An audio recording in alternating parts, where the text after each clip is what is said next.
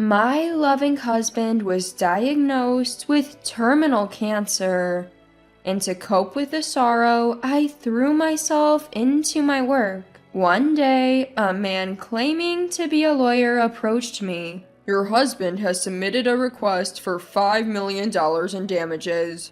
Are you having an affair while he's sick in the hospital?" The man smugly presented photos claiming to be evidence of my infidelity, but I had no idea what he was talking about. "We've already gathered evidence proving that you're the woman who's too busy dating to care for her sick husband." I was taken aback by the man's arrogant words. What could this guy possibly know about me? Feeling as if he was challenging my entire life up until now, I decided to take the man to my home to show him the truth. Along the way, I didn't forget to give a secret signal to a middle-aged woman in the neighborhood as we passed by. My name is Melissa, and I'm 27 years old. I currently run multiple web media platforms and make a living from it. What should I do about this? Sitting in my living room, I mutter to myself as I stare at the computer screen filled with text. "Melissa, let's take a break." My husband Kevin comes out of the kitchen and hands me a steaming cup of warm coffee. "Thank you." I smile at my partner, who sits beside me as I accept the coffee. Kevin is not just my husband, he's also my work partner. I've always loved writing, so I started as a web writer during college. But I hit a wall after just a few months since I began without any experience. A friend told me, "I know someone else who's into web writing like you," and introduced me to a man. That man would later become my husband, Kevin. Kevin also loved writing, and he'd been a writer longer than I had, so he taught me various things, from writing skills to how to get work. Initially, we were just good work colleagues, but as we spent more time together, our relationship gradually turned sweet. Before we knew it, we became indispensable to each other, transitioning from good work colleagues to beloved partners. After graduating from college, we went into business independently as web writers, and together we started to run and operate web media platforms. As our work progressed smoothly, our relationship evolved from beloved partners to one-of-a-kind family. Now, as a married couple, we mostly work from home and are always together, both for work and in our private life. When I tell this to my friends, they're surprised and ask, "Don't you get tired of being together all the time?" But whether it's because we're on the same wavelength or something else, we actually find it quite comfortable. It's probably also thanks to Kevin's calm and gentle personality. I never doubted for a second that my life with my loving husband would continue forever. One day, prompted by a friend, we decided to go for cancer screenings. We often joked that we're both so healthy, sickness isn't even in the picture. But with a friend's relative getting diagnosed with cancer, we thought this was a good time to get checked. As it turned out, I was fine, but Kevin needed further testing. By this point, a sense of unease had already set in. Kevin kept saying, "I'm fine, nothing's going to be wrong." But I couldn't shake off my worry. Then the detailed test results came back. Kevin had cancer. Moreover, the doctor told us it was at an advanced stage because it was detected late. And I collapsed right there and then. Kevin had cancer? And it's advanced? We'd had yearly checkups and nothing had ever seemed off. Sure, he had some cold-like symptoms once in a while, but Kevin always said, "I can work from home," and never really went to the doctor. If only I had noticed something back then. If only I had forced him to go to the doctor. Regrets kept flooding my mind, but then the overwhelming fear that he's going to be gone hits me, and I can't think of anything else. Kevin was admitted to the hospital immediately. and I visited him every day during my work breaks. When I came to see him, Kevin always greeted me with his calm smile. He would even happily ask about the progress of our work that we both put so much effort into. Seeing his face made me think, I have to protect this job no matter what. And even as I wiped away tears, I kept working. But every time I let my guard down, the fear that Kevin might be gone consumed me. To distract myself from the sorrow, I took on a part-time job at a nearby supermarket in addition to our web media work. Days went by like this, and a little time passed. As usual, I visited Kevin in the hospital, finished my shift at the supermarket, and was on my way home. When I get home, I need to do the web work and also clean the house. As I was walking and planning out what to do next, suddenly the world in front of me starts spinning, and I sit down in a panic. What's happening? I feel sick. My vision continues to spin and cold sweat won't stop. Feeling helpless, I sit there and suddenly hear a surprised, "Huh?" A concerned person is hurriedly approaching. A gentle hand is placed on my slumped shoulder, and a kind voice asks, "Are you all right?" Looking up, I see an unfamiliar middle-aged woman looking at me with concern. I'm feeling a bit unwell, but I'll be okay. I mumble, trying to stand up despite my spinning vision, but the woman who catches me says, "Come this way." She almost drags me along to some place. We arrive at a familiar suburban house. Where is this? Gazing vaguely at the house, the woman says, "This is my home. Rest here for a while." She takes my hand and leads me inside. Despite it being our first meeting, her warm hand oddly comforts me, and I follow her in. We sit in the living room, sipping water, and then she encourages me to lie down on the sofa. Even as I close my eyes and take a deep breath, she wets a towel in cold water, wrings it out, and places it on my forehead. She also covers me with a blanket. A little while later, my vision stabilizes and my sweating stops. Slowly sitting up from the sofa, I face the concerned woman and ask, "Can I move now?" I say thank you and then add, "By the way, I realize I never introduced myself. Sorry about that." Upon hearing this, the woman smiles with relief and introduces herself as well. Her name appears to be Laura, and she lives here with her husband. I begin to say, I also have a husband, but an image of Kevin lying in bed interrupts me. Noticing my hesitation, Laura says, "It's okay if it's hard to talk about it," and asks why I was sitting on the side of the road.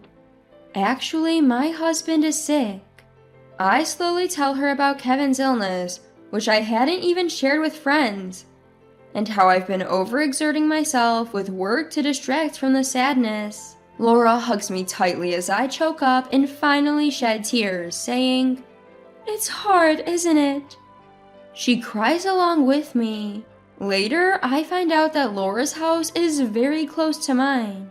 What's more, our house is apparently known in the neighborhood as the wealthy couple's house due to its size. Chuckling to myself, I suddenly remember, when I used to walk around the neighborhood with Kevin, people would often strike up friendly conversations with us. It feels like things have become distant since Kevin got hospitalized. Laura tells me, "People thought you two had separated and didn't know how to approach you." Through meeting Laura, my days slowly started to change. I get to know the neighbors I'd previously avoided, and we start gathering at our houses for tea. And every time I struggle to watch Kevin's health deteriorate, Laura is always there to touch my hand and encourage me with her warm touch. Then one day, Kevin receives permission for a temporary return home, marking a long-awaited moment. A temporary return home. These words signal the last moments we'll get to spend with Kevin. I decided to make the most of this time and fill it with smiles. So, Kevin, now that you're home, is there anything special you want to do?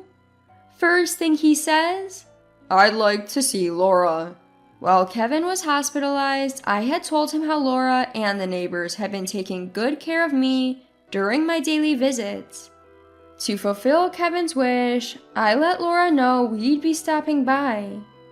On our way, a quick glance at Kevin revealed a certain resolve in his face as he stared straight ahead. We arrive at Laura's, who welcomes us with her ever-present warm smile. She takes Kevin's hand and says, "You really are loved." Her eyes meeting mine as she smiles. Feeling a bit embarrassed, I tell Kevin, well, you know. Our eyes meeting, his face a mix of laughter and tears. During a break in the conversation, as I'm about to head back to the living room from the restroom, I overhear Kevin's earnest voice from the other side of the door. I listen closely and realize he's talking about me. "Please look after Melissa when I'm gone." Hearing those words, I felt a stinging pain at the back of my nose and realized tears were falling. So that's why Kevin wanted to come here. Hearing Laura's gentle, "Of course," I couldn't stop my tears.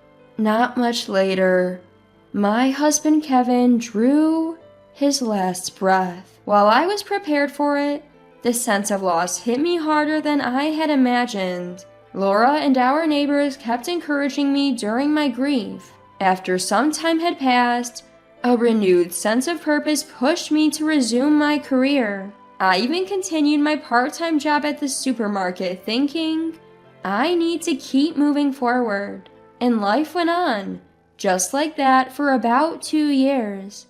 As I finished my shift at the supermarket, stretching my tired body, a voice came from behind. "Excuse me." Startled, I turned around to see a serious-looking man wearing glasses. Did he lose his way? Without much thought, I asked, "Can I help you?" Clearing his throat, the man smiled softly and spoke. "I apologize for the sudden intrusion. I'm a lawyer. You're Melissa, correct? May I speak with you?" A lawyer? What could he possibly want with me? Though I was puzzled, I agreed to listen. Sure. "You see, your late husband Kevin has left you a settlement of $5 million. I was surprised when the man claiming to be a lawyer mentioned Kevin's name. Even more startling was the word compensation, almost causing me to drop the bag I was holding. What? No, there must be some mistake. "Ma'am, we have all the evidence. While your husband is in the hospital, you've been having an affair, haven't you?"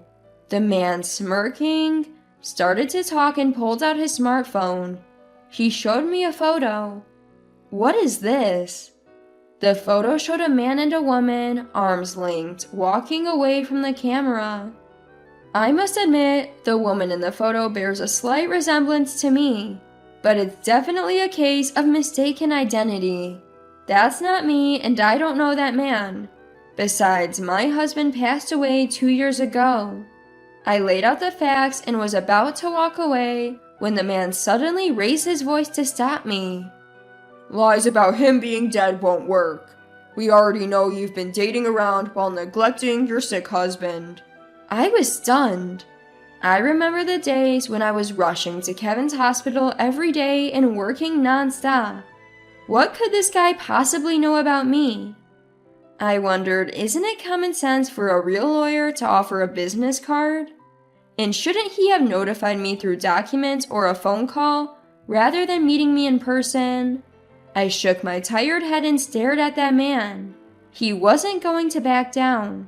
Realizing we wouldn't reach a conclusion, I decided it would be quicker to just show him, "Please come this way." I invited the man into my home. In hindsight, it was a bold move, but I felt emotionally charged, like he was negating my entire life. As I walked home with the man, I crossed paths with Laura, who was holding a shopping bag. Laura looked surprised, but understood something when I raised my palm. She acknowledged and returned the gesture. I opened the front door and ushered the man inside. Clearly thinking he'd successfully manipulated me, The man enthusiastically said, "Let's discuss the paperwork inside." Ignoring him, I led the way to a certain room. "Please come in." It was a room with a memorial altar. Pictures of a smiling Kevin, back when he was healthy, were displayed on it. "Wait, he really is dead?" "My husband is no longer in this world, so your claim for compensation is simply impossible. Internally, I add, he would never have done such a thing even if he were alive." Noticing a man claiming to be a lawyer out of the corner of his eye, he mutters under his breath with a pale face, "That's not what I heard. This can't be right." He then casually pulls out his mobile phone to check something. I subtly peek at the screen of the mobile phone from behind, and there I see a photo of a vibrant Kevin, taken before his battle with illness. What's the meaning of this? The fact that this man has a photo of my loved one unnerves me, and I speak in a low voice. The man starts talking hastily, as if making an excuse. According to him, he purchased information about me and Kevin, who were known as a wealthy couple in the neighborhood, from a man claiming to be an informant. His intention was to scam us. The information said, "The husband of the wealthy couple is in the hospital. The wife is emotionally vulnerable." Moreover, the informant had tried to squeeze more money out of the man by feeding him a lie that your wife is cheating on you, even providing fake evidence photos to back up the claim. "I had no idea he was dead. That guy tricked me." The irony of the scammer himself being scammed leaves me sighing in disbelief. Then the man who had been mumbling to himself stands up straight and looks at me with a creepy smile, saying, "Well, if I'm caught, I'm caught." A shiver runs down my spine, and I break into a cold sweat. Just as the man takes a step toward me, the sound of hurried footsteps comes from the entrance, and a moment later, several officers burst in shouting, "Police!" The tension I'd been unconsciously holding releases, and I collapsed on the spot. Thank God they made it in time. I think back to the moment when I crossed paths with Laura on the street a few minutes earlier. In reality, the hand I'd raised to Laura wasn't just a simple greeting. After Kevin's death, Laura taught me the SOS hand signal, simply a raised palm with a clenched thumb saying, "Even without words, you can say, 'Help me.'"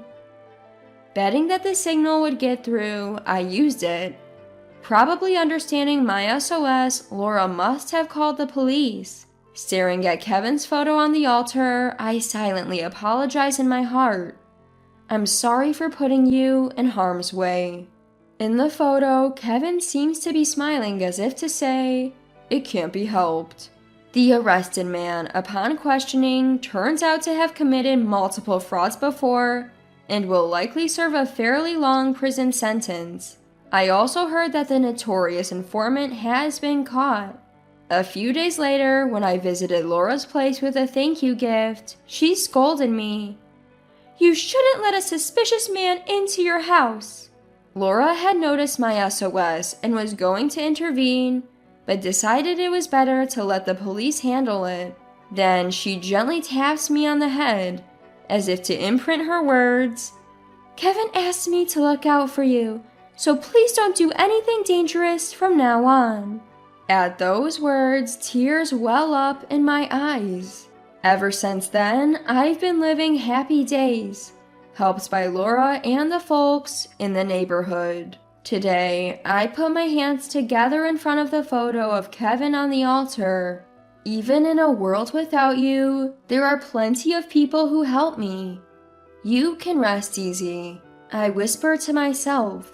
When I gently open my eyes, there's a comforting smile that seems to watch over me. Smiling back, I say, "All right, let's get to work today," and stand up with enthusiasm.